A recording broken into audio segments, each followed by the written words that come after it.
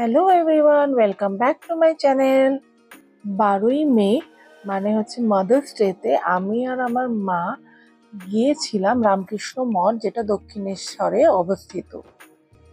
যখন এই মঠটা নতুন হয়েছিল তখন আমি একটা ভিডিও করেছিলাম। এখন আমি আবার এসেছি এখানে ভিডিও করতে, কেন কি আরও নতুন কিছু অ্যাড হয়েছে কিনা সেটা জানার জন্য। যেরকম ভোগ সিস্টেম আছে কিনা, ওপেনিং আর ক্লোজিং টাইম কত, এরকম সকালে 7টা থেকে 11:30 আর বিকেল 4টে থেকে রাত 8টা অবধি এদের মন্দির খোলা থাকে। আর আমাকে এখানে বলা হয়েছিল সন্ধ্যা আরতি ওই 6টা 20 থেকে শুরু। এই ভিডিও ট্যাগলাইন দেখেই বুঝতে পেরেছেন যে ভিডিওটা কি বিষয় মেনলি। এখানে বলে রাখি আগে, এখানে কিন্তু কোনো ভোগের সিস্টেম এখনো করেনি।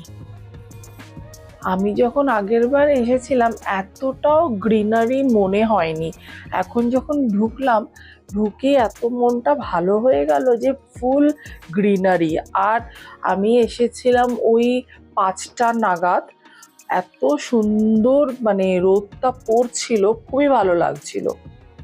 এখানে ফটোগ্রাফি ভিডিওগ্রাফি অ্যালাউড আছে, খালি এখানে গাছপাতায় হাত দেওয়া নিষেধ, খালি এইটুখানি।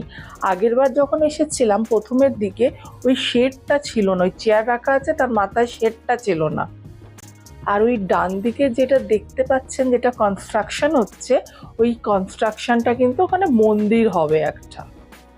এখানে পুরো টাইমিং লেখা আছে, অক্টোবর টু মার্চ আর এপ্রিল টু সেপ্টেম্বরে কি কি টাইমিং আছে সব পুরো লেখা। আগের বার যখন আমরা এসেছিলাম, ওই যে বাগানটা যে দেখা যাচ্ছে পিছনের দিকটা, ওই যে দেখা যাচ্ছে, ওখানে আমি আর মা ঢুকেছিলাম, বাট এখন ওইটা পুরো বন্ধ, এখন আর ভিজিটার্সদের জন্য অ্যালাউড নেই। চলুন এবার মন্দিরের ভিতরে গিয়ে একটু মেডিটেশন করা যাক। ভিতরে ঢুকে গেছি, খুবই ভালো লেগেছে। কিছুক্ষণ তুলে আবার ওটা ক্যামেরাটা বন্ধ করে দিয়েছি। তারপরে কিছুক্ষণ থেকে বাইরে এসে গেছি। এবার ওইখানে যেটা কনস্ট্রাকশন হচ্ছে, আমি তো আগেই বলেছি ওখানে একটা মন্দির হবে, তখন অবশ্যই আবার আসবো, এসে দেখবো যে আবার কি কি নতুন চেঞ্জেস হয়েছে কিনা। সব থেকে ভালো বিষয় হচ্ছে আমার বাড়ির কাছে হচ্ছে। আর একটা জিনিস বলে রাখি, এখানে কিন্তু দীক্ষা দেওয়াও হয়। এটা একটু কথা বলে নিতে হবে যে কোথায় অ্যাকচুয়ালি হয় দীক্ষা দেওয়ার ব্যাপারটা। ভিডিও ভালো লাগলে সাবস্ক্রাইব করে দেবেন। Thanks for watching.